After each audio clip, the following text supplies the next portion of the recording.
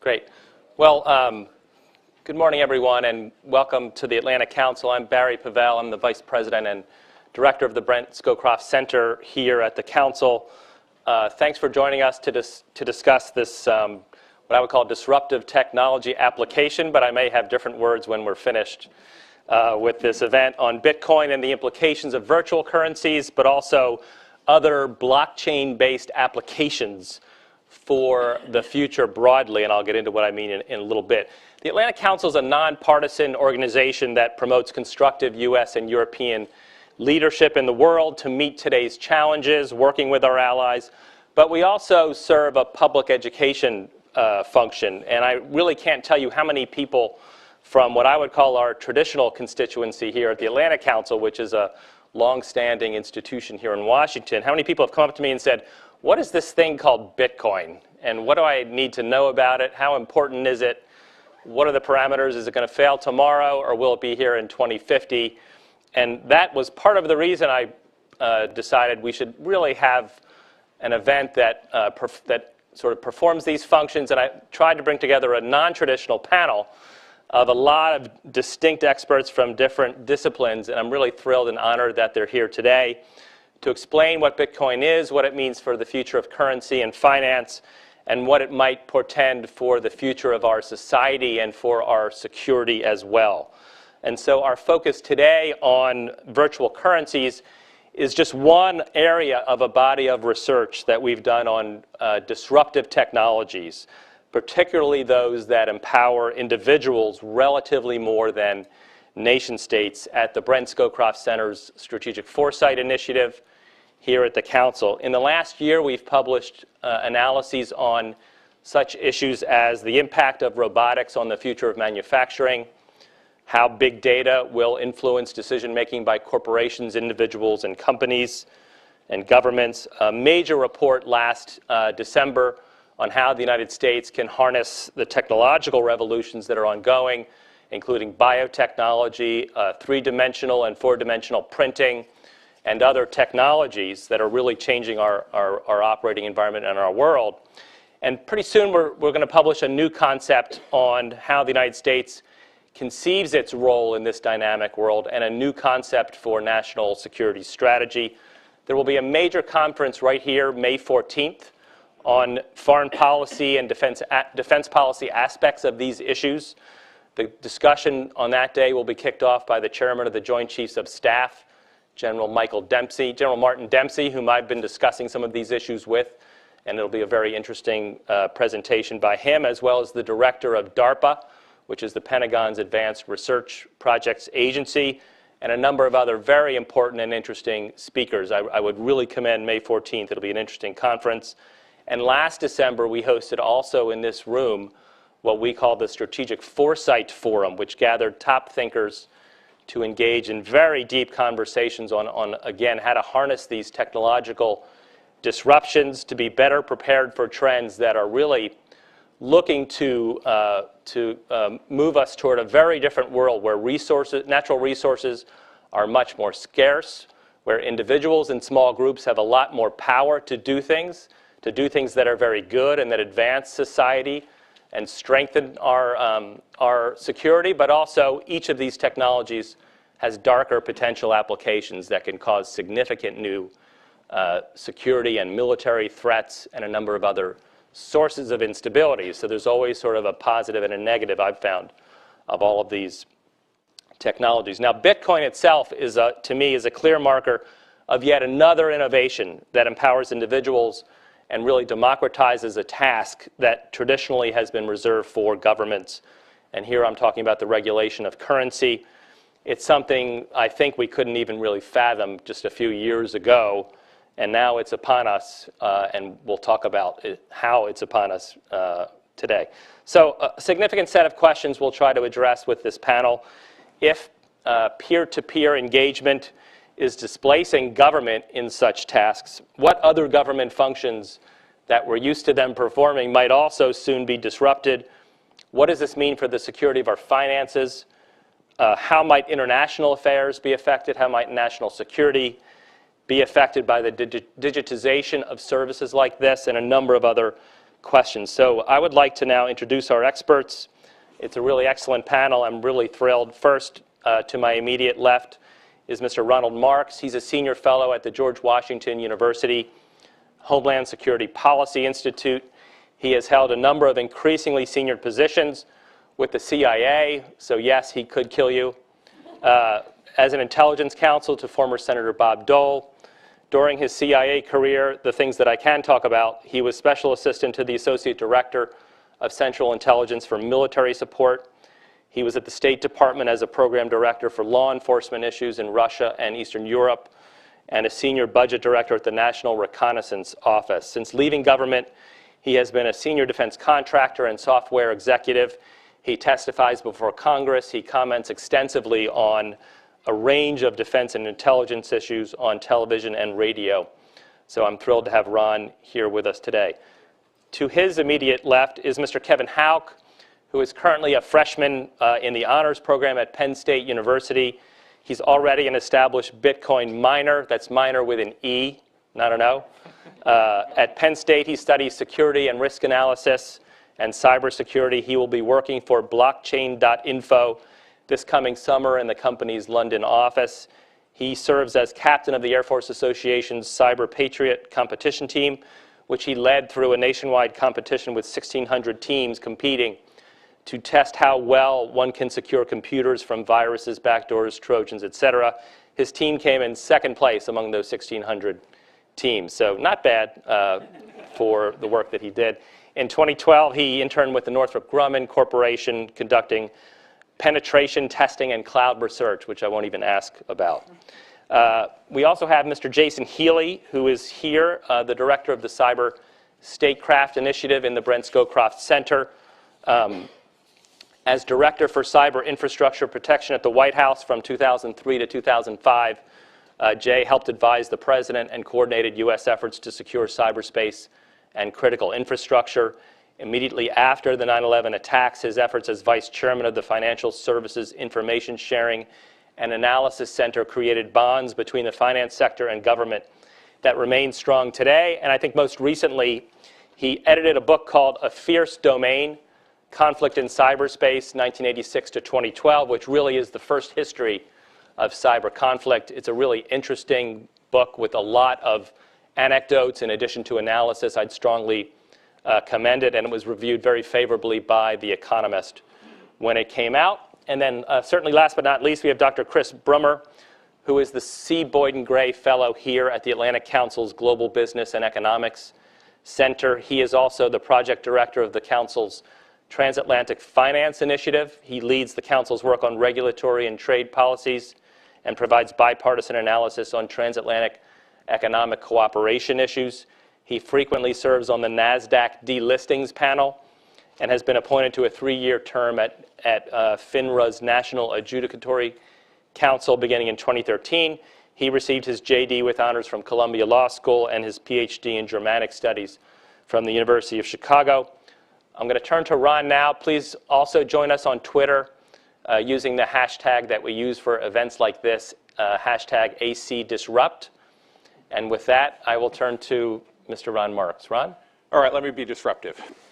I was trying to think of what I was going to say here today that would still allow me to be friends with Barry, maintain my membership in the Atlantic Council, and tell you something that I think is the truth. So let me relate to you a little family history and a little context. Now, I'm a spy. That's what I was trained to do. But I also come from a long line of people who had, well, let's put it this way, slightly questionable reputations. They ran. You do too. Thank you very much. They ran booze during Prohibition. My grandfather was someone who was from Boston and was originally part of something called the Ponzi scheme. And he made a lot of money at it, and he got out early. My father, and I was born in 1956. My dad was born in 1906.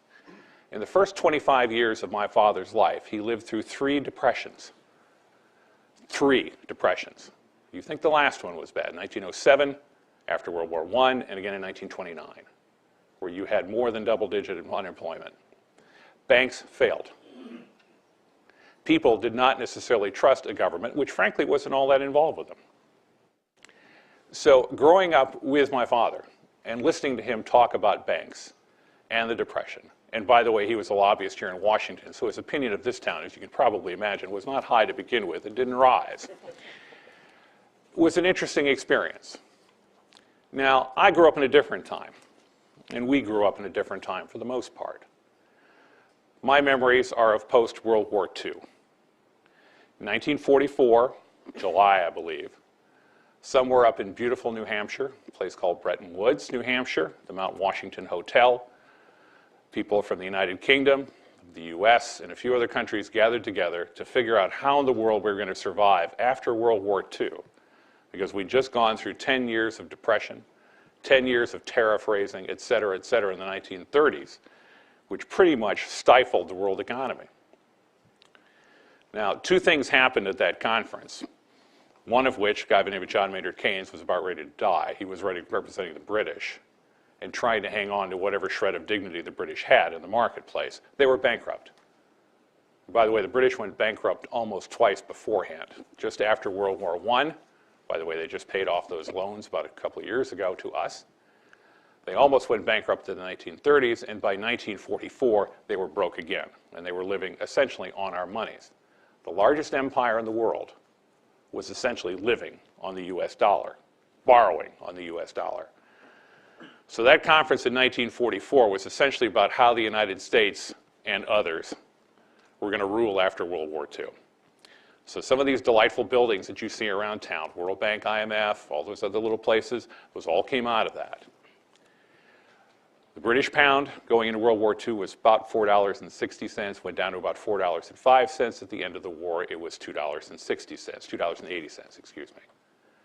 The dollar was going to reign supreme. We had roughly half of the world's GDP, and we pretty much called the shots.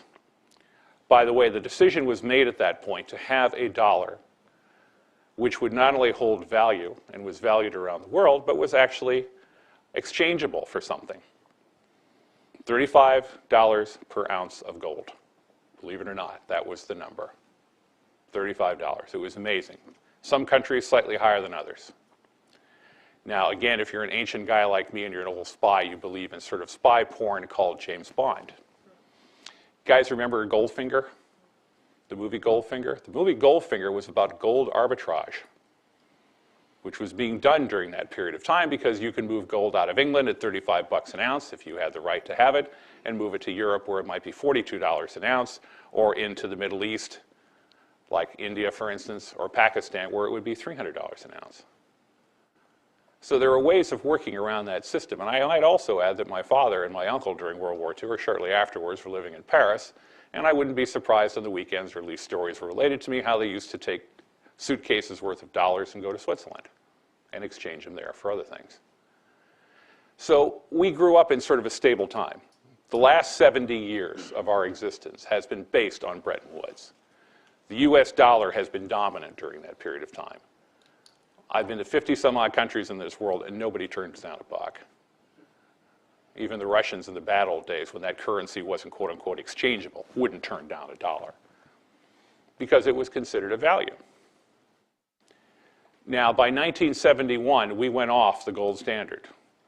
Why? Because there was a tremendous desire to have US dollar overseas, and those people in turn wanted to convert that. The French in the mid-1960s, for instance, came in and demanded a whole lot of gold. There was an attempt again in the early 1970s to demand a whole lot of our gold out of Fort Knox. Now, you don't physically ship it, by the way. You just sort of literally put the sticker from one side to another. But there's going to be a drain on our gold reserve. President Richard Nixon made the decision at the time that there would be no more drains on our gold reserve. So the United States dollar, since 1971, has been based on the full faith and credit of the United States. So it is not an exchangeable thing in terms of silver or gold. And for those of us who are old, you got these old silver certificates on the wall. There were dollar bills, et cetera, et cetera.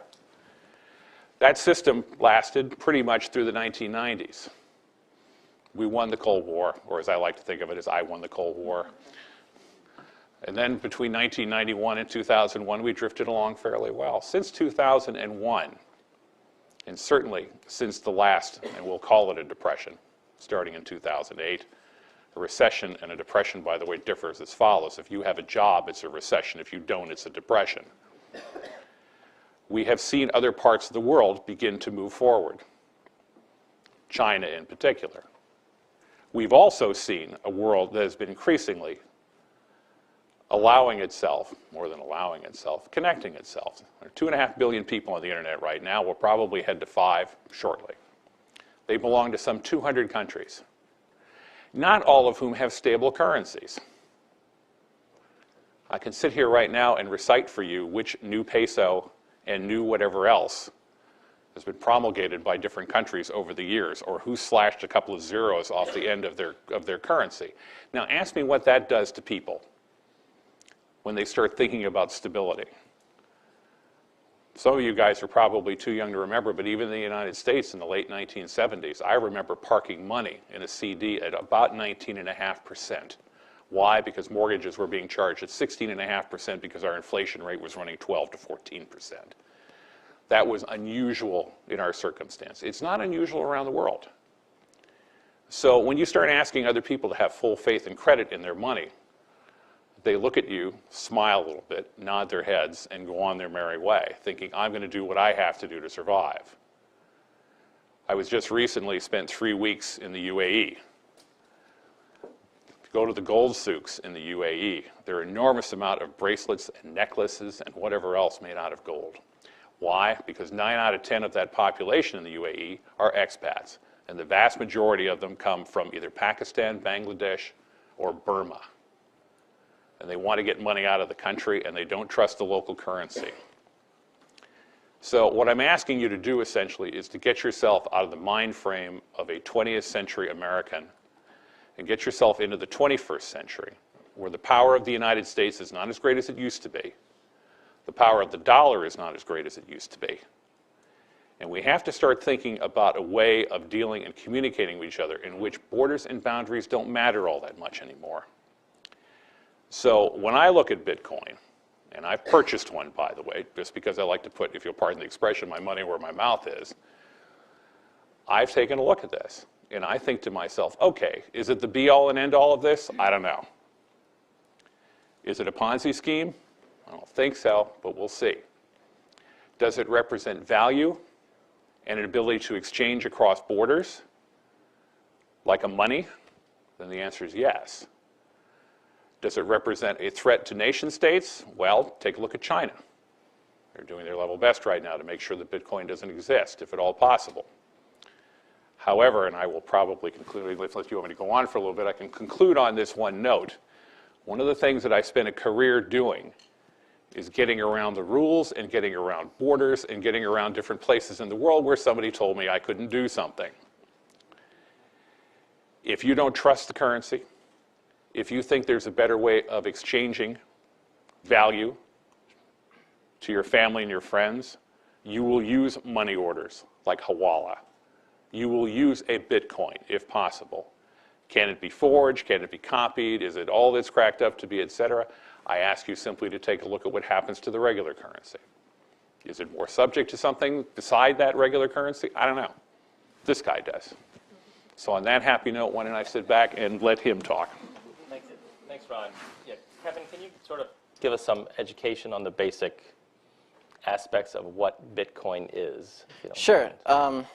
So basically, it might get a little bit complicated, and I'll definitely do my best to come up with bridges for you to help understand the process. But basically, through all this, just keep in mind it's dollars computers can exchange to one another. And this dollar, Bitcoin can be written on physical paper if you want to, but in one way or another, it has to talk to another computer if you want to exchange the funds. So the way Bitcoin is revolutionary is that encryption, decryption has been around for a while, but Bitcoin was the first to use encryption, specifically asymmetric encryption, to have a value of money, have a value of Bitcoin. And the value of Bitcoin is basically how much people perceive the value to be. This works on a principle of when somebody wants an address, or think of it like a PayPal email, what they do is they click a button, whether it be on a program on their computer or using blockchain.com. And basically, it'll create 2 keys for you. One key is called your public key, and this is your PayPal email address. This key you give to anybody who you want them to send you Bitcoins. And so they'll have this key, and then they'll send funds to this public key. But when you're creating this, it's 2 sides of the same coin. So when you create this public key, you also create a private key. And this private key you use to unlock all the funds that are sent to this public key. You don't want to give, if you give anybody your private key, they could very well steal all your money. And so you can look at a miner over there. That's one of the rigs that I built. And miners are the things that keep the network going. There is no central company, Bitcoin. It's not like a central authority like PayPal. Everything is distributed. Everything is peer-to-peer. It's something that gives more power to the people. And this works on basically, the miner will take 10 minutes worth of transactions. So in 10 minutes, people will be making transactions. I'll send a Bitcoin to my mom, whoever will be sending Bitcoins. And then all these transactions are kind of floating in the Bitcoin namespace. And then in the meantime, there's people running programs on their computer that basically check these transactions across the network. So the way that they do this is something called the blockchain, which he mentioned in his opening speech. And the blockchain is the thing that Bitcoin gives to the world. That's the way that you don't need a central authority. And the blockchain is basically a very large ledger. It tracks all the transactions since day 0 of Bitcoin's creation. So if I were to say I have 1 Bitcoin, it'll say, okay, you got your Bitcoin from Fred, Fred got his Bitcoin from Bob, Bob got his Bitcoin from where the Bitcoin was minted. So it's like, okay, you do have a Bitcoin to send, your private key is valid, I'll go ahead and send that for you. And so the way that the miners do that is it's a race to find out which one is going to solve the puzzle. And so imagine a very large Sudoku puzzle. And the only way to solve it is for a miner to throw random numbers, or computer to throw random numbers in this Sudoku puzzle, check to see if it's right, and then they're doing this 1,000,000 times a second, and then so they'll try another one. So they'll just be throwing numbers across the world. And so finally, one very lucky miner will throw a right combination of numbers into this Sudoku puzzle, say, I got it. And then they'll broadcast that answer to the world, to the Bitcoin world. And so when you have a solution to a Sudoku puzzle, it's relatively easy to check. It's hard to find the answer, but it's easy to check the answer. So when the network confirms that, yes, you indeed have found the answer, that miner, the one that found it, is awarded Bitcoins for its work. The Bitcoin reward is decreasing. So a couple years ago, every miner was given 50 Bitcoins for solving this puzzle. Today, the reward is 25 Bitcoins. Next time it'll be 12.5, and so on, until the cap of 21 million Bitcoins is hit. Once that 21 millionth Bitcoin is reached, there will be no more reward for finding the answer to this Sudoku puzzle. So once the miner finds the answer to this Sudoku puzzle, it does one last check with these 10 minutes of transactions that are in limbo to make sure nobody's just arbitrarily saying, I'm going to transmit 100 billion Bitcoins, because they'll fact check you and decide that you are wrong. And so basically, they'll go through all these transactions, they'll use the little answer they've gotten from the Sudoku puzzle, and they'll compress all these into a block and add it to the blockchain. And then once those confirmations hit and they add it to the blockchain, they work all over again. They start the next puzzle. And the puzzle will change every single block. And in order to keep the program itself is designed to be every 10 minutes, that compression will hit and the new Bitcoins will be minted. It can be, really it can be every 2.5 minutes, every 20 minutes, but the way Bitcoin was designed, it wanted to be 10. So if a block takes, more and more people are mining, if a block takes 5 minutes to mine, then what the program will do is it'll make the Sudoku puzzle harder. It'll make it bigger, so you have to spend a little bit more time throwing random numbers in order to find the answer. So once this is confirmed, then you've successfully made the transfer of Bitcoins. And then as more and more blocks are added to this blockchain, your transaction becomes more and more final, more and more etched into stone.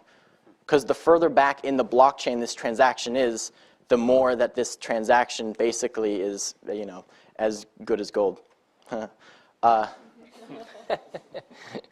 So I think that's a couple questions. Why? I'm a former math major, but tell me why 21 million is the magic number. Like I said, with the block time being 10 minutes, that's just the way the program was designed. There's, I don't want to blow your mind too much, but there's a bunch of altcoins. You know, this is all, Bitcoin introduced cryptocurrencies. And so there's a bunch of different other cryptocurrencies like Litecoin. Litecoin's current value, I think, is $11 a coin. Its cap is 4 times as bigger as Bitcoin's. And it's every block time is 2.5 minutes. So it basically was created by an MIT grad called Charlie Lee. He works for Coinbase, where you can get that, where he got his Bitcoin so excited about it. And so, I mean, there's Litecoin, there's Dogecoin, there's Ripple, there's so many. Let me just ask 2 more sort of informational questions, and then I'll move on to my other panelists. So when we hit this 21 million, is there anybody who's thought about, will that be a discontinuous sort of milestone, or will things keep going the same? Or that's an excellent question. So, has anyone thought about that? Yes, the program is very clever in that every single transaction, it's recommended that you tip the miner, you know, as you tip a waiter. So basically, it doesn't matter if you're making a $20 transaction or $1 million transaction. You can tip the miner a penny or less than a penny, and that's plenty. That's more than enough because, you know, all the tips between 10 minutes of transactions, that adds up to be a lot. So that's the way that Bitcoin can, as opposed to PayPal, which will take a percentage of what you're transacting, Bitcoin doesn't care. You can honestly be transferring $100 million or $1. The transaction fee will be less than a penny, and then after 21 million Bitcoins is hit, that's the incentive for miners. But the reward decreasing, it's designed in a way to be finished rewarding miners in about 110 years. So we got time. And my understanding is that Bitcoins are divisible, I think, like to 8 decimal places, something like that. So it's not like we'll run out of money. We can just say, all right, instead, you know, we can keep using smaller, you know, kind of like, you know, pieces of 8. You know, you can keep chopping up the piece of gold into fewer pieces to use them as a currency. Yeah, a lot of people will refer to Bitcoins now as micro Bitcoins. So you're just moving the decimal over 3 places, because that's a little bit more enticing to people. If I put $100 into buy a Bitcoin, I don't want to be getting 0.1 Bitcoin. That's kind of you know, demeaning. I want to have 100 micro Bitcoins. Last question before we move to Jay Healy. What is this mythology about the inventor? Where does he live? Does he exist? So the creator, basically the person who wrote the code and the white paper explaining what the code does, what he feels like it should accomplish. His name is Satoshi Nakamoto, and this person actually doesn't exist. There was a story a month or 2 ago about, you know, a reporter saying that they found him. He was using the hidden name Dorian Nakamoto in California, but this guy, I mean, they really just poured through his life and put it all up on the internet, and then he was just a guy into model trains.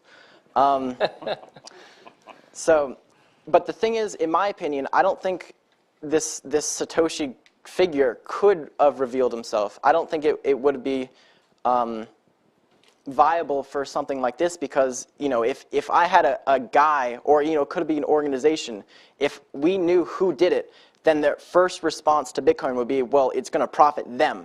Like, they created it for themselves, so no matter where Bitcoin goes, they're just basically doing it as a Ponzi scheme.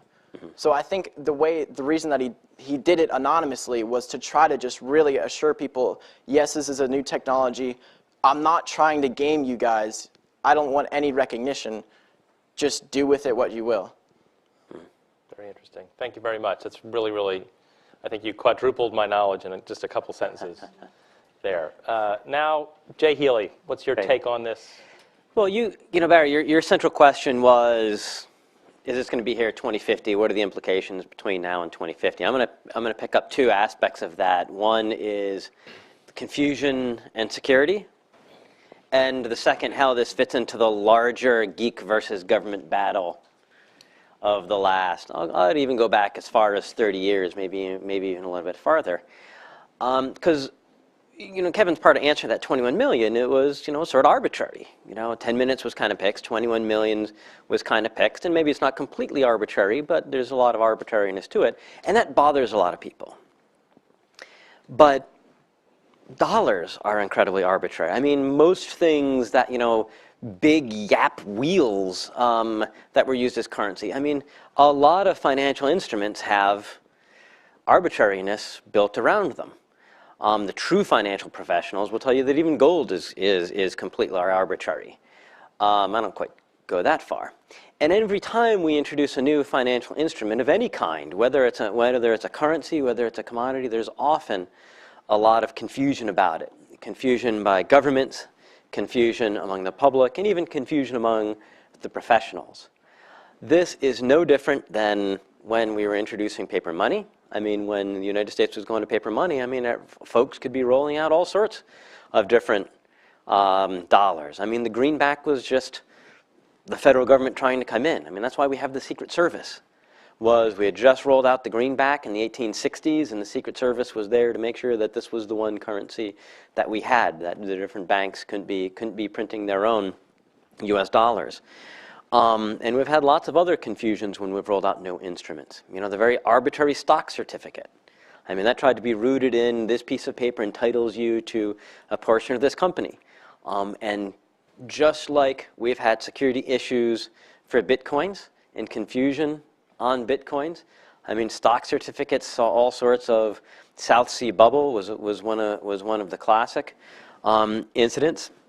If I watch a lot of Turner Classic Movies. When you see movies from the 20s and 30s, it seems like every other movie is about someone perpetuating some stock fraud. I worked in Hong Kong for a while, and you'd see the way that modern Chinese are dealing with the new stocks that are coming out. It has a lot to, seems very familiar to those movies from the 1930s.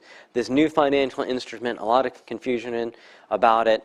A lot of seeming arbitrariness, and a lot of angst, insecurity, and fraud that tends to be around these new pieces. Now, the security issues there with Bitcoin, I think might prevent Bitcoin from being around 2050. Sorry. The issue of cryptocurrencies, though, these are all completely solvable if there's a point to it. I mean, the amount of security that you have to put in to make sure that your Bitcoins can be secure are outside of what even I would be willing to deal with as a guy with a master's in computer security, right? I mean, you've got to really protect yourself. It's best to have a laptop, a separate computer that you keep offline, that you're only using to keep your wallet. There's some other ways to do it, but as Mt. Gox showed, there's a lot of issues in the exchanges. We're still new into this. We're still trying to figure it out. Entirely solvable. But again, it has to be usable for people. There has to be a demand for that we're not getting through PayPal, that we're not getting through credit cards, that we're not getting through other things, that it's going to make it as a viable medium of exchange for you and me. As far as the broader chains of geeks versus governments, I want to read, and this might be familiar to some of you. This was written in 1996, a declaration of the independence of cyberspace. Governments of the industrial world, you weary giants of flesh and steel, I come from cyberspace, the new home of mind. On behalf of the future, I ask you of the past to leave us alone. You are not welcome among us. You have no sovereignty where we gather. Cyberspace does not live within your borders. You have not engaged in our great and gathering conversation, nor did you create the wealth of our marketplaces. You claim there are problems among us that you need to solve. Many of these problems don't exist. Where there are real conflicts, where there are wrongs, we will identify them and address them by our means. Your legal concepts of property, expression, identity, movement, and context do not apply to us. They are all based on matter, and there is no matter here. We must declare our virtual selves immune to your sovereignty, even as we continue to consent to your rule over our bodies.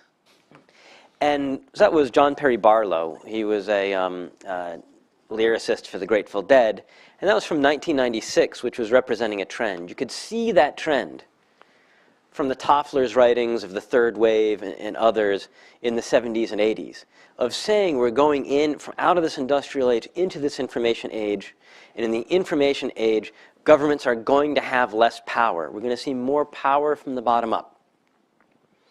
We talk about that a lot here at the Atlantic Council. It's one of the mega trends that we talk about in the conferences Barry talked about, is that we tweet at for AC Disrupt. That governments used to have the monopoly on a lot of areas, a monopoly on force, monopoly in other areas, monopoly on currency. This is particularly strong now in, frankly, the post-Snowden era. And we're pretty sure Snowden's not behind Bitcoin. Where you're starting to see people, and especially geeks, Silicon Valley, other places, the younger generations say, man, the stuff that the government's doing, enough already. We can have our own things that are separate. We have our own rules that apply. Your bureaucracies, your rules, we have our own social contract for whether that's sharing media, whether that's communicating and having strong cryptography to make sure that happens separate from government. Remember the things that were in Perry's Barlow. If there are problems, we'll solve them. This cyberspace occurs across these borders. So, to me, Bitcoin and cryptocurrencies in general are part of this larger trend of the geeks, and I mean geeks as a term of endearment, but this technological change, this diffusion of power away from governments to say, there are problems, we can solve them on our own without governments being there to have to solve them themselves. This is a really strong trend. You're going to see it here in currencies. You're going to see it as people say, can we invent a new internet that's not so subject to mass surveillance and hack attacks? Or is NSA going to continue to be getting involved, or other governments going to be continuing to get involved? I think the strong money's on governments. It has been in the past every time we've tried, when we've had other disruptive innovations. Sovereignty still matters a lot.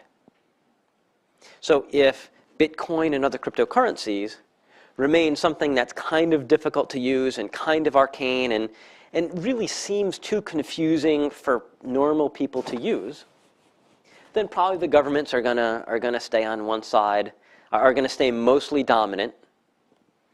And Bitcoin, like other things that start with crypto, like strong cryptography and other things, will remain a somewhat niche for just for those people that are willing to try and figure out how to use it. If it does turn out to be stronger, if privacy turns out to be stronger, if we say we want a more secure and private internet, Bitcoin and cryptocurrencies could certainly fit in with that, and we can imagine not all the way to 2050, but by 2020, that these could be very much stronger. So I'm a big fan of Bitcoin, capital B, the system of the ledger, the system of the blockchain that says, here's a smart way that this could get done. I'm a huge believer in that. I think it can really solve some interesting problems. Whether small b Bitcoin, the actual what gets mined, is going to be that solution, I think it's early to tell. I certainly hope it is. Jay, let me follow up on one issue that you've pointed towards, and then we'll go to Chris, and then I don't even mind a conversation among the panel, and we'll take questions from the audience. But what about this? So the last point you just made, I think, is really interesting, which is this, for want of a better term, this business model, what I called at the beginning, blockchain-based applications, is already being experimented with for, as I read in a recent article, Twitter-style social networks called Twister, encrypted email alternatives, BitMessage, unseizable domain name system called Namecoin. Sort of there's the use of these processes seems to be proliferating services, peer-to-peer encrypted services. Where do you see this going even in the near term? Most people have heard of Bitcoin but don't know much about it. No one's heard of any of these other things. But so where's the next application of this type of technological process? And I really am figuring out what's the need, what's the mass need that this is going to handle. Mobile money, M-Pesa in Kenya, has made a huge difference because people don't need a wallet, they can use their phone. Here you had this technology that came in that has absolutely changed that society. because now it was an underbanked society. Now they can use their mobile phones not just to get information, but to make payments. It's completely changed the society in incredible ways. I'm not quite sure what that need is that we're going to be using Bitcoins for. Yes, it can be anonymous or pseudonymous. I mean, right, you don't necessarily know that it's going to Bob and Rob and Jackie and Phil. You know it's going to this address and this address and this address and this address. But cash already fills that need. So, I mean, yes, it'll allow you to do that more easily over the network, but how many of us need to have pseudonymity when we're working over the internet? You can't get credit in Bitcoins. There aren't any derivatives for Bitcoins. You know, you can't say what's the 90-day Bitcoin selling for today in ways that allows you to hedge. Maybe we can get there in 10 years, but we still have to find it's a cool thing. It's certainly a cool store of value, hugely volatile right now, far more volatile than gold or currency. I hope I'm not getting in your area. Well, go for it. So we'll see. I don't want to get into I don't want to keep Chris waiting any longer. He knows the most about anything having to do with currency of all of us, certainly combined up here. So, Chris, we would love to hear your view on these questions. No, this has been a fascinating discussion, and thank you, Barry, for allowing me to get on stage. I'm over in the Global and Business and Economics program, but your leadership and Scowcroft's leadership on this issue is obviously a very important one.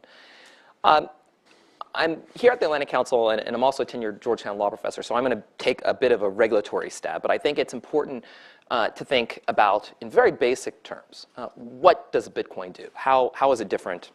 What are its advantages? Because I think that when you think about it in simple terms, it helps for you to put your mind around just how difficult it is for regulators to deal with this very new phenomenon. At its essence, when you have any kind of transaction between two parties in a Bitcoin system, the information relating to the transfer of Bitcoin is not processed in the way that one would normally anticipate, particularly when you deal with a transaction involving currency.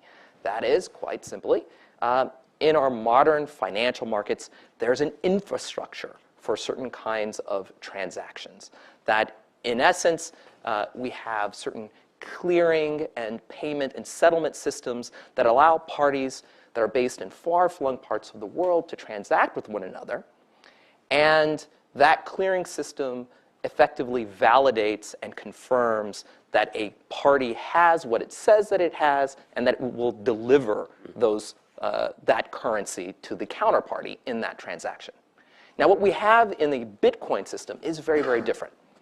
Instead of having a central clearing mechanism, we have this democratized process whereby all of the participants in the Bitcoin system, and particularly the miners who receive various levels of incentives, go out and validate, and I like your term, to fact check, in essence, the transaction to make sure, on the one hand, that party A, who is giving Bitcoin to party B, actually has the Bitcoin that party A says it has. And then also, and closely related to it, there is a recording process, a process by which the transaction is recorded and that the transaction is then transmitted to the world, right? So it creates this kind of public good once the blockchain is created, all right? So it's a democratized system, a system in which lots of different parties can participate in the information gathering and the information sharing. And it's, to a certain degree, a kind of market-based information system, okay? And that is what's really very fascinating, what's different from a payment perspective. And then the obviously really interesting part is that the Bitcoin itself is data, right? It's a string of numbers, right?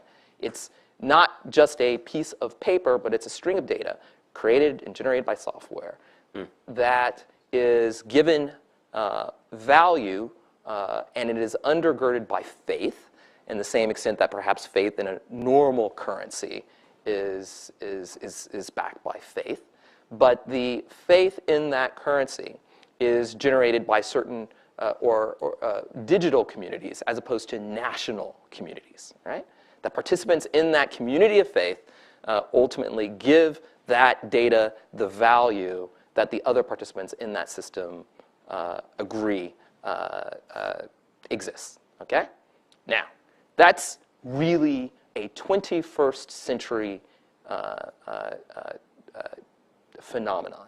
It's a 21st century phenomenon because on the one hand, you have these new platforms and data and young geniuses at Penn State who are sitting around and attempting to create the computational models by which you can continually process that data, right?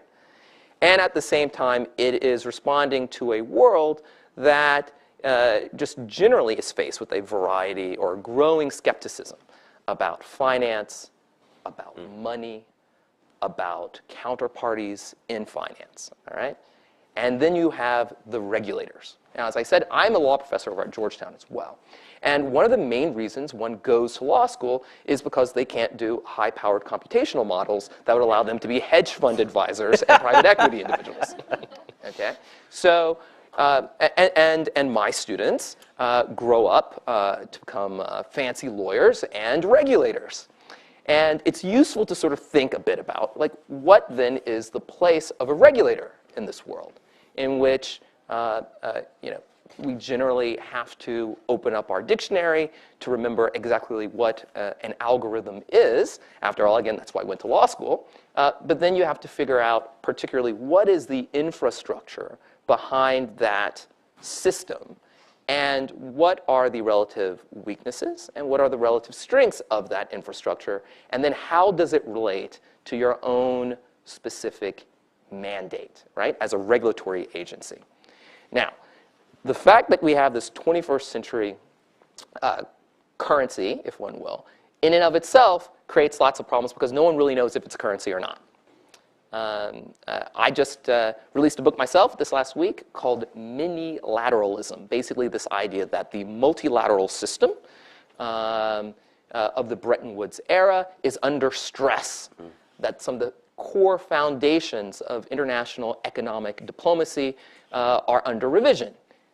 Certain aspects or characteristics of this mini-lateralism is you don't try to aspire to a universalist regime in which everybody is involved. Sometimes you have certain communities of faith. Secondly, you don't necessarily rely anymore in international economic affairs with treaties, formal legal obligations, but increasingly informal obligations, perhaps data instead of currency, or data instead of a fiat piece of paper.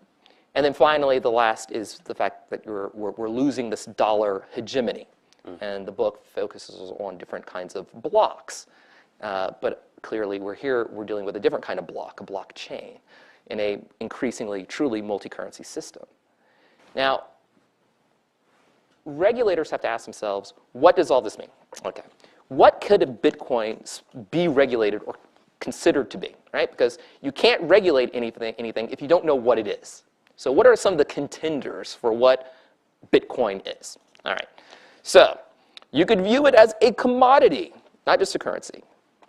If it's a commodity, however, it's kind of weird because commodities, we think about commodities, well, great, as lawyers, we actually have an entire list as to what specific things constitute a commodity, wheat, oil, and the like. But here, you have a thing that has an exchange value, but it doesn't necessarily have a use value from the perspective of consumption. You don't consume a Bitcoin the same way that you eat wheat or Wheaties, right? And so this creates this kind of question as to, well, is it really a commodity?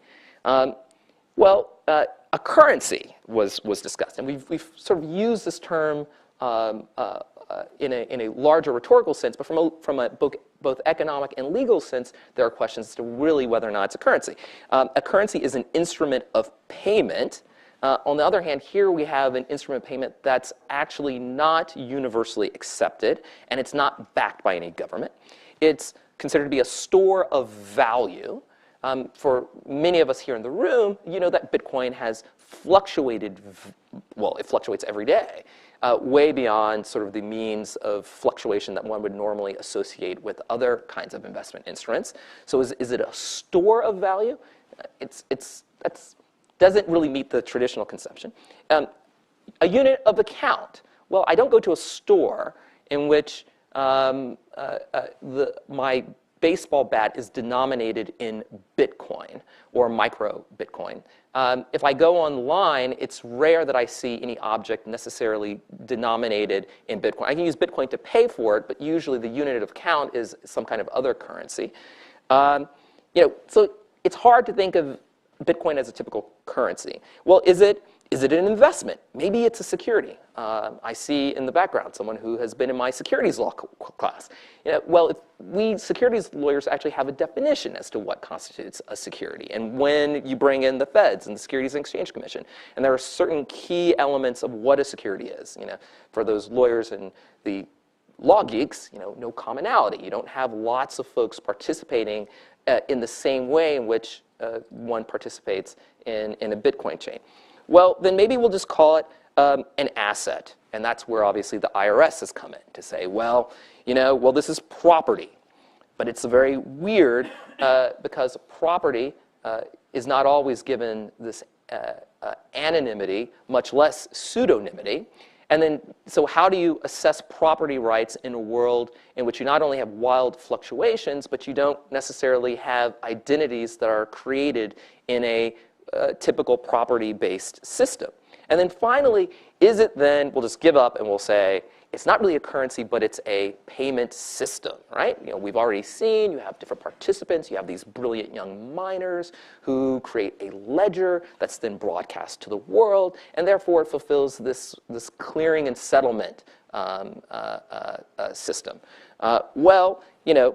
That's hard because it's not centralized, and the different nodes and different parts in that clearing and settlement system don't operate in anything that we've seen before.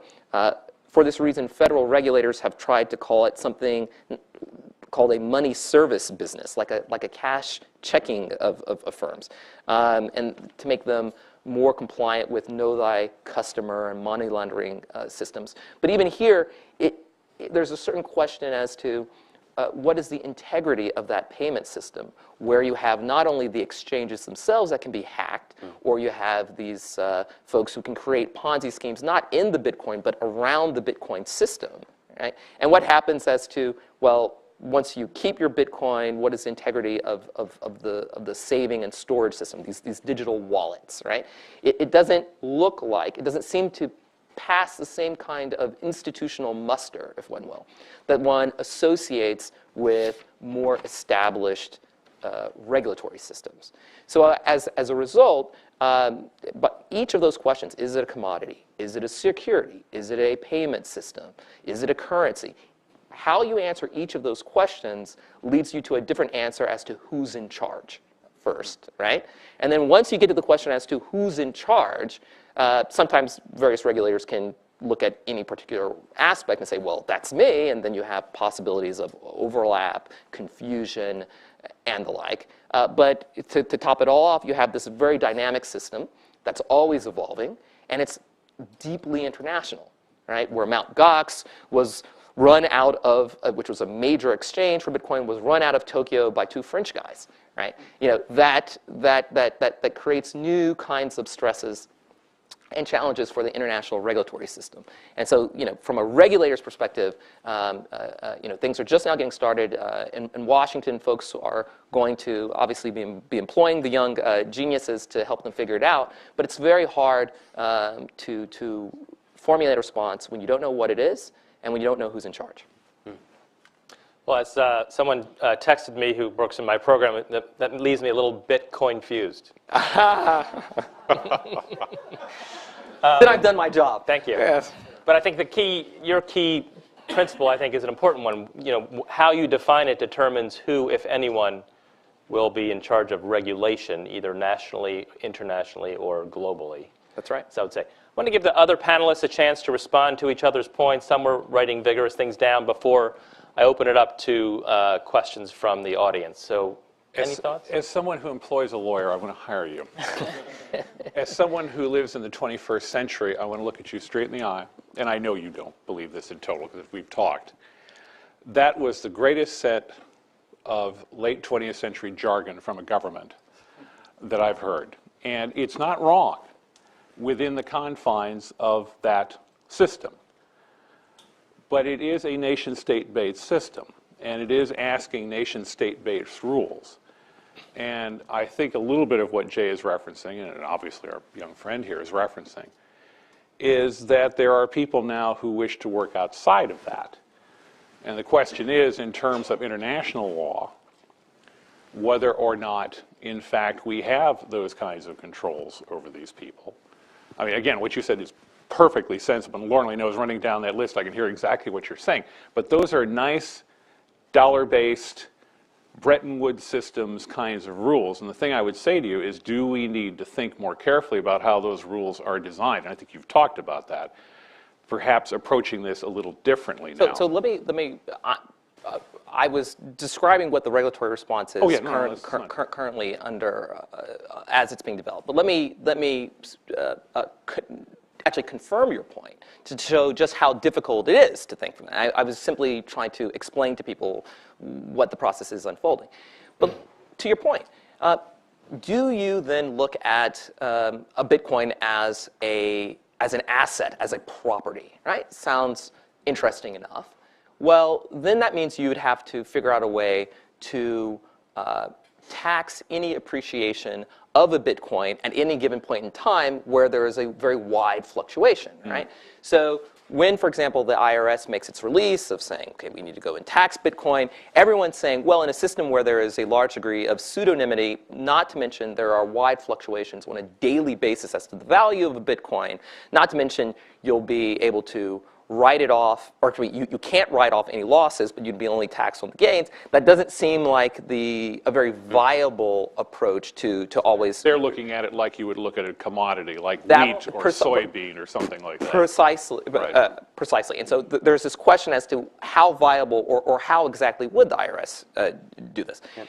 When you talk about the international aspects, for example, Germany will, I believe, and I'm talking later today with the head of the German BaFin, but has called this stuff a digital commodity, whatever that is. On the other hand, some countries have decided to call it a currency, which obviously gets your banking regulators involved. The SEC is worried about fraud.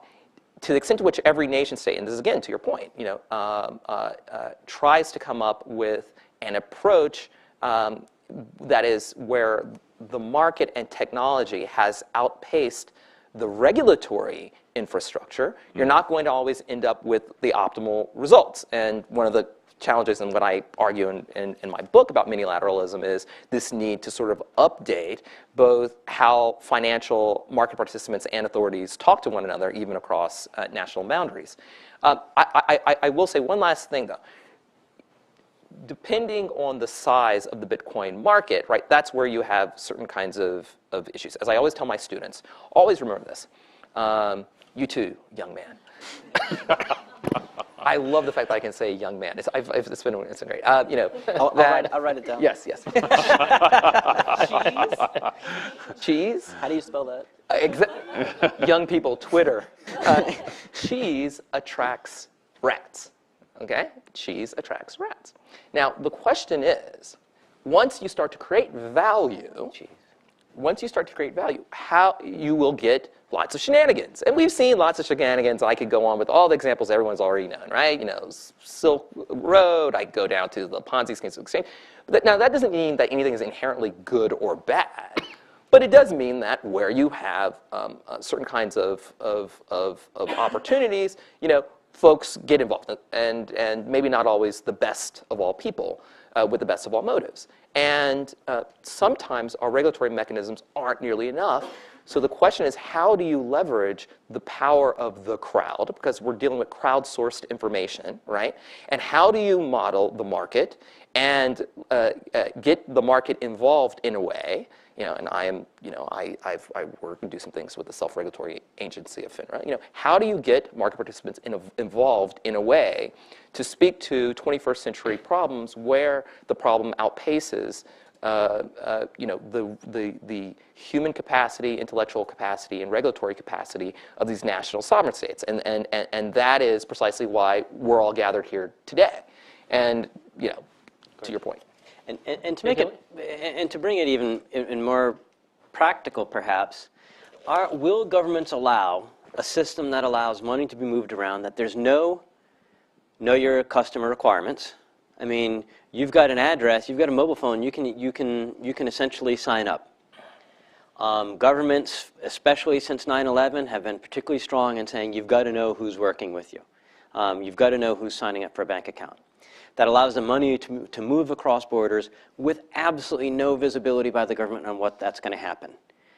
One of the reasons I suspect why Russia and China are particularly not liking this, not just because it can be used for illicit purposes, because it completely evades capital controls. If I were Russia or China, I would be paranoid about this because of capital flight. People want to get their monies out of those countries and to get into safer currencies. And those governments have controls on what monies can be allowed to leave the borders. There are no such controls on this. So to imagine there are a lot of government interests involved in trying to stop something like Bitcoin right now. Now, can Bitcoin really be able, if it really starts becoming important, stand up not just against the US government and the IRS trying to figure this out, but very dedicated bureaucrats that want to stamp out anything that they can't control. And where they want to control the transmission of monetary policy. You know, as you said, that's so there's a lot stacked up against it. But not all of that control is necessarily good, and the way I would put it, reflective of the values that the Atlantic Council stands to promote.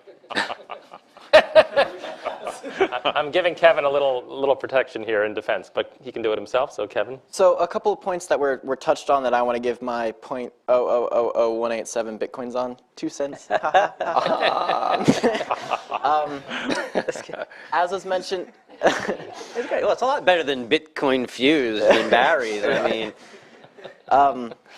Bitcoin does have an identity crisis. Nobody knows, is it a currency? Is it a stock? I don't know a lot of other terms that he was talking about. I haven't taken economics yet. But nobody knows what to classify it. And the easy thing to do is to say, to fight tooth and nail, is it a currency? Is it a stock? Well, in reality, it's kind of both. As Ronald and I were talking about earlier, some people just want to treat it like a currency, and some people view it as a stock. So it is the best of both worlds, where, you know, if somebody just wants to have a little bit of Bitcoin and make transactions, they shouldn't be penalized as if they were bartering stocks. And another name that was thrown out there is Mt. Gox. Mt. Gox was the online exchange for Bitcoins. They were the people to go to if you wanted to exchange Bitcoins to dollars, to yen, to pesos, whatever. And the funny thing is Mt. Gox, not many people know where it originated is. Mt. Gox stands for Magic the Gathering Online Exchange. It was basically a platform for a trading card game. And when it first came out in 2011, it sent your password plain text over you could see your password on the URL.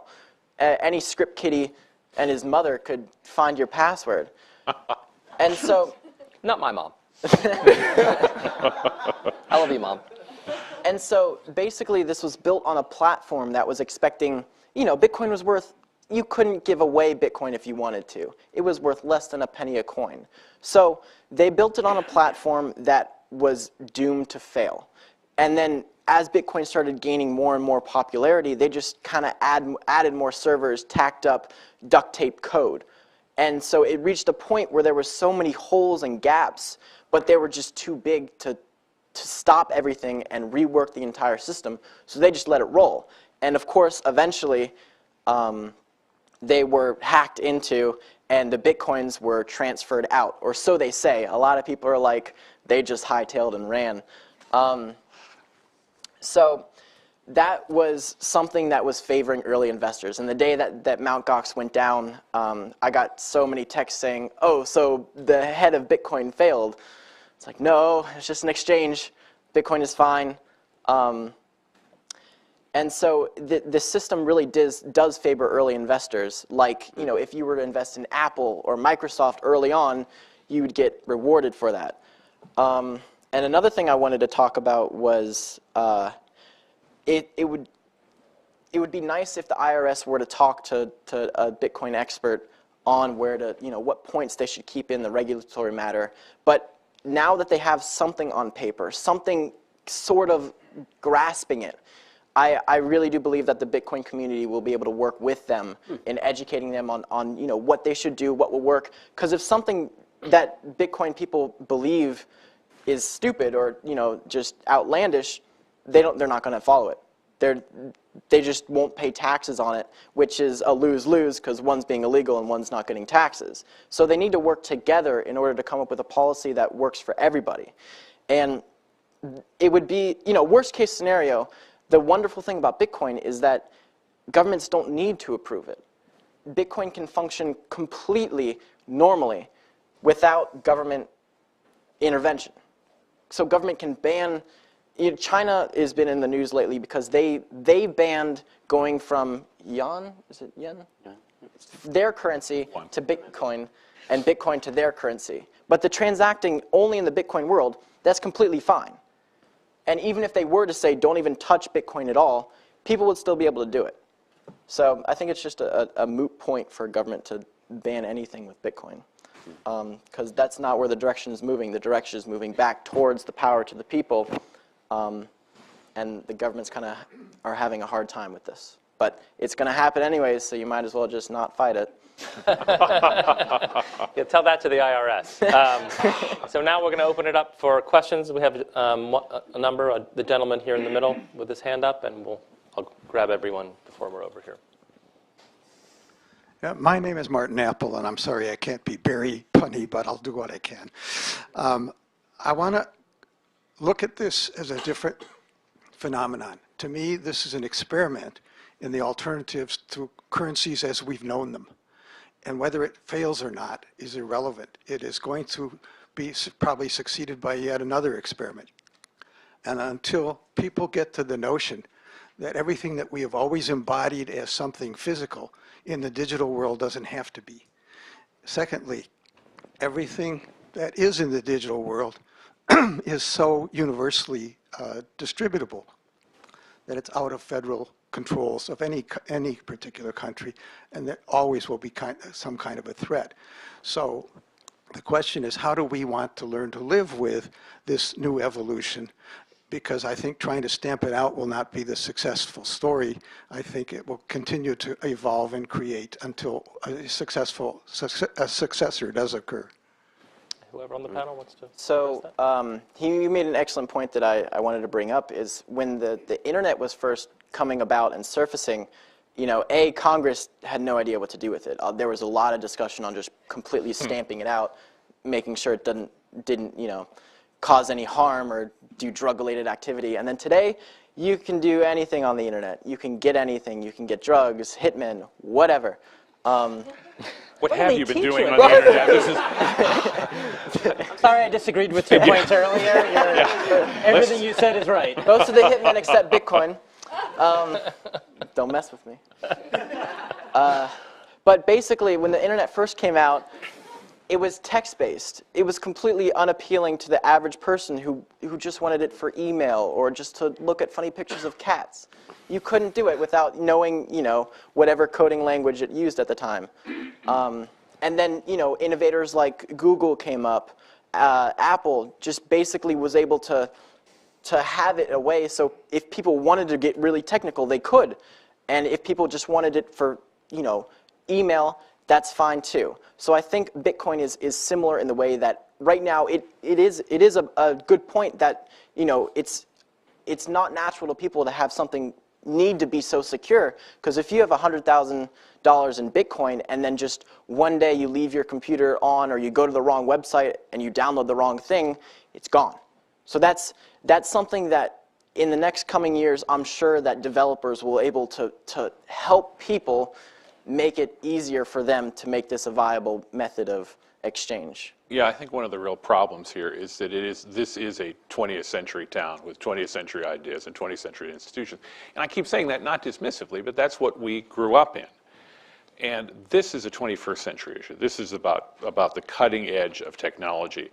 But it's also about jumping generations here too. I'm less concerned about, well, not less concerned, but it interests me that many third world countries or other underdeveloped countries at this point have basically dismissed, say, hardwired telephone systems. They've just gone right to sell. I mean, I could see in unstable countries in Africa, unstable currencies in Africa, we take a look at this kind of thing. Are you kidding me? This is great. So while it's interesting that we are, of course, the status quo, and we're a status quo power, and we're protecting ourselves here, then in fact this thing's going to go on. I quite agree with you. I think this is going to go on quite well in terms of the 21st century, whether it's this or something else. And the challenge, of course, is going to be for these guys down here, which is how do you regulate this in a nation state? And I don't know how you do that, frankly. And I think, one of the first things to do is don't regulate something that you don't understand, or at least be very careful, at least, when you regulate something that you don't understand, because you do want to make sure that you have the opportunity for that, for technological innovation to develop. I did want to make a couple of basic points, though. It's not just that the Chinese just wanted to, there are some really basic power politics, obviously, interests about controlling their national monetary supply and the like. But there were also questions about, should a bank be able to lend money to a broker dealing in Bitcoin, right? And obviously in the post-2008 financial crisis world, that becomes not a 21st century problem, this becomes a problem of the last couple of years, right? What should be the relationship of this new payment system? What should be the relationship between the 21st century payment system with the 20th century payment system, right? That is a real question. Like that is something that you cannot just overlook. And so, and then how does a 21st century, actually in all these things, how does a 21st century exchange deal with a 20th century exchange, right? I mean, we're using words like a Ponzi scheme very, very, loosely, but how that is an old school problem that works itself out in very interesting ways when you have a potential Bitcoin exchange. The only reason why I'm saying this is because Bitcoin offers some amazingly interesting opportunities, right? On the one hand, one of the drivers behind Bitcoin was in an age of what appeared to be, Western profligacy. You had this opportunity for individuals to create value amongst themselves, where you're not entirely dependent on ostensibly purely politically driven government decisions, right? And so, you get this opportunity for people to create their own hedge to protect themselves.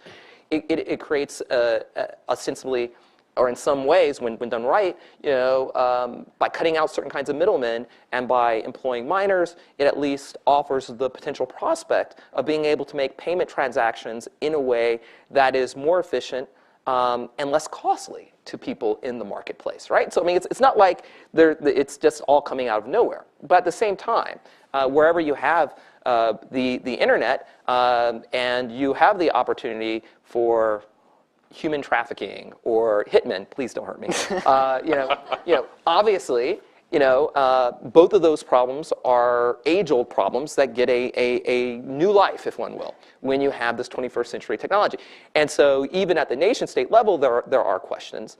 And particularly when the nation-state looks at its domestic infrastructure, they're going to ask themselves, how can we regulate? And a lot of times the question is, they'll never be able to be entirely successful, but we just want to make sure that, that regulators and market participants are as prudent as possible, and that they keep a certain dialogue open, because you're not going to be able to cure all of the downside with just one, for sure. Thanks. I'm going to collect a couple questions for that gentleman, Yes. and then we'll get one more before we answer. Okay. I share some of your skepticism Can you towards... just identify yourself, please? I'm sorry? Can you say your name and where you're from? Oh, Charles Wolofsky. I'm from New York. Can you microphone towards the mouth, please? Can I'm a you, recent graduate from... I'm sorry? Mike? Can you speak into the mic? Oh, sure. Yes, I'm a recent graduate from Fordham Law, and I'm actually writing an article right now on Bitcoin, and I would like to create either a niche market in law in this and potentially a business in Bitcoin. I share your skepticism regarding a regulation. Any new regulation, you're always wondering about the policy behind it. Directing my question, though, to Dr. Bremer, right? Sure. you expressed the problem of basically regulators trying to basically fit a square peg into a round hole. And it's not a unique issue surrounding Bitcoin. It's generally anytime there's something new, you're dealing with a traditional system. I'm wondering whether perhaps the best way for regulators who are facing serious issues, real issues, and where you need regulation and good regulation, is whether they should look at Bitcoin and define it by its function instead of trying to look at, is this a commodity? Well, it doesn't fit into the traditional norms of what a commodity is. And when it looks like a currency, regulate as a currency. And obviously, not just to regulation for regulation's sake, but for serious, real issues. Great, and I was actually at your alma mater 2 weeks ago giving a talk. I think I think it's a great point. In the 21st century, you have to have a much more objectives-based process where you want to ask yourself, well, what am I trying to do before I get involved? But understanding what you want to do, again, you have to answer basic questions of what it is, what is the nature of the problem that I'm trying to deal with. And in a new technology, and this is not, Bitcoin is a great, interesting question, but there are other important ways in which technology is impacting finance, right? I mean, you can look at everything from high-speed frequency trading to crowdfunding to all kinds of related issue areas, right, where you get crowdsourced information and new technology and new platforms that are impacting the way in which people do business.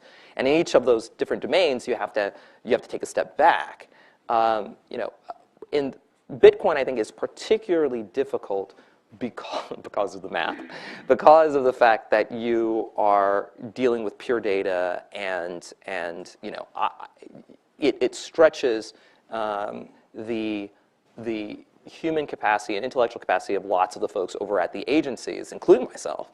And I started, when I'm trying to figure out, well, what would I do? And people are always, will call me as well and say, so Brummer, what would you do? What would you do? And I'm like, well, I can't tell you exactly how I would come out. I can only give you some basic idea of the process that I would undertake to begin to figure out what I would do.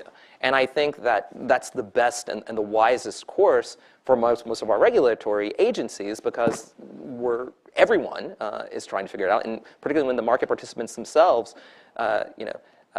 granted, the rest of the world is a little dumber, but nonetheless, I think that even for the market participants themselves, that there is a challenge for them to fully articulate what it is that they are doing. And in that kind of world, you have to move to create a smarter dialogue and a smarter process. And I have ideas about how you would get that up and running, but I can't tell you precisely what I do. Great. We're going to take quicker questions because our time is running out. If you can keep your questions short. Thank you. My name is Son Elbeck. I'm the treasurer of the Inter-American Development Bank here in Washington, and certainly very much involved in transactions on a daily basis. And going back to your questions about KYC rules and so on, wouldn't it be in the Bitcoin, community's own interest if you mainstream Bitcoin? Wouldn't you be, instead of waiting for government to try and figure out what it is and regulate, wouldn't it be better if you said, please help us move Bitcoin into the mainstream, because then you could become a dominant exchange of value? Thank you. Interesting. Captain Sabro, United States Army, National Intelligence University. My question along your lines is that it's inherently beneficial for the government to get tax revenue and not make its citizens a criminal win-win situation. So how does the government help provide better security and have access to that big paper trail, that ledger that you call it, so that way the IRS can track, and then maybe when you file your taxes, you have to give your public account domain username, so that way they can help track for tax purposes.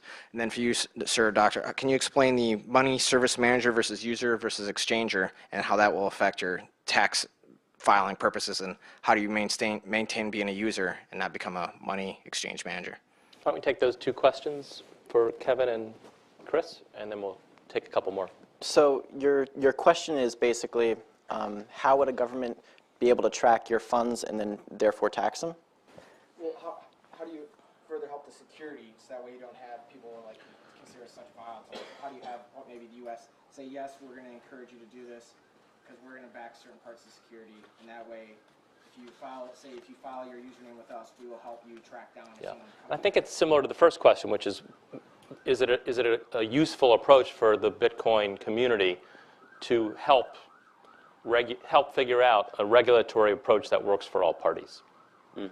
No, I do completely agree that there's a need for the bridging of the two worlds.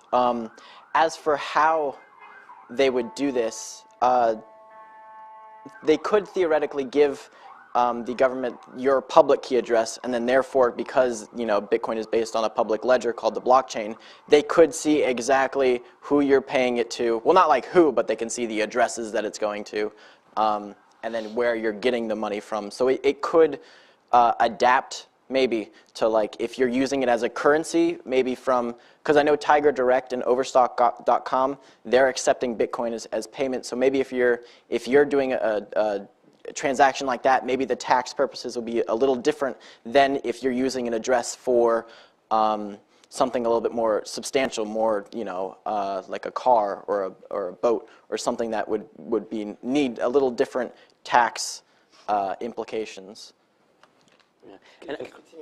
Hold on a second, and Chris. No, just to say, the money service issue has to do with whether or not you look at it as a payment system, and then IRS is asking much more basic questions as to, is it a property or asset that needs to be taxed? I just want to jump off on one and say, the IRS has actually said that even using their public key, and I don't, that they can, in certain instances, backtrack and look at the patterns, right, of certain kinds of payments, even using the pseudonym to be able to identify the real person, the wizard behind the curtain for each transaction. But the computational power and the time required for each of this stuff is so extensive that it would be very hard under current, in today's world, for them to be able to regulate every single Bitcoin transaction. Instead, however, like the IRS sort of proclamation, and the idea of looking at it as a money services industry, the idea is how can we better make sure that that Bitcoins aren't being used for illicit purposes, in particular money laundering, terrorism financing, drugs and the like, narco trafficking. Which puts you in a position, by the way, of having to think about which part of the government has that capability. And I'll give you 3 letters that do. After all is said and done, there's only one that has that kind of computer capability, and do you want them there? And I think it's going to be. I think it's been a very difficult place to get the Bitcoin community to stand up to that. You can get there a couple of ways. Either they're threatened by extinction by regulation, and governments just crack down so hard that it's an item of last resort. But so many folks in that community see anonymity as one of the reasons for the system. And if you don't have anonymity in the system, what's the point? Why don't you just use dollars? So I think there would have to be some value. I mean, if you come forward, if it's KYC, then it's easier for an exchange. The exchange will be recognized by the authorities. It's easier. You've got more safety and security if you come out publicly to be associated with your private key and associated with an exchange. And there are real benefits that come from that. You could imagine other ways that we've done this that you come out. But it's not like Swiss bankers are sorry. I mean, it's not like you can go to UBS and say, tell us who everyone is, because there's no real there. As you do in going after other corporates. I mean, other sovereigns that have corporate banking secrecy laws. Unfortunately, we're out of time for questions, but any last comments from any of our panelists before we formally end this event? Thanks again. I must tell you that as a member of the intelligence community, I think I would have an enormous problem dealing with this. And I think both from the counterterrorism standpoint we were talking before, but also from the standpoint of what this does to nations' currencies, especially if you're dealing in countries where you do have unstable currencies. Are you going to get a class of people that are using this in the elites, for instance, and how is that going to affect their behavior toward the government? So 2 things. One, after this, if you want to see my mining rig, I worked so hard on it. I'm happy to show you. And the second is we're talking about Bitcoin here, but like I said before, the greatest gift Bitcoin has given us is that blockchain, is the way that we can do something like this without needing a central authority. So is it in the next 5 years, is it going to be Bitcoin? Maybe. Who knows? But I do know that there's more and more people getting interested, more and more ingenious developers, even smarter than me, who will create something that will just be able to make cryptocurrencies something that everybody would want and everybody could use. I remain skeptical in the broader term. I mean, look at what we've been going through this last week with Heartbleed. SSL, it's it's open source. We've had people that have been looking at the standard for years and years and years. The internet is fundamentally insecure at almost every level, even those places that have had a lot of scrutiny. So if cryptocurrencies are going to cross, they've got a lot stacked against them. Dollars at the end of the day, you can have counterfeiting that happens, you can have inflation. It tends being an issue that we can get past because it's fiat currency backed by the full faith of the United States government, or whatever government. When you have these security problems in one of these cryptocurrencies, it's more difficult to get past. If 51% of miners agree on something, you can make changes to the standards in ways that allows power in areas you just don't really have in fiat currencies, or only left with the sovereigns. So I think there's a lot of things that we're going to have to get through. There's been a lot of things that sound like a good idea in the internet and then don't work out. We don't order our groceries that much. Just because something makes sense, just because it's technically possible, doesn't mean it's going to happen, or else we would have all gotten here on jetpacks. And I guess I will actually, speaking of jetpacks, will actually get me to say something. No, I think that the core question of what happens when you digitalize information and what are the new kinds of opportunities it allows market participants of all shapes and sizes to connect with one another and to transact with one another across borders, that's here to stay. And if not in the Bitcoin iteration, then in a subsequent iteration. And one of the challenges will be exactly how do you engage this phenomenon that's fundamentally reshaping our society. Well, unfortunately, we're out of time. I could go on another 2 hours. I've really been educated and also entertained here. But please join me in thanking our fantastic panelists.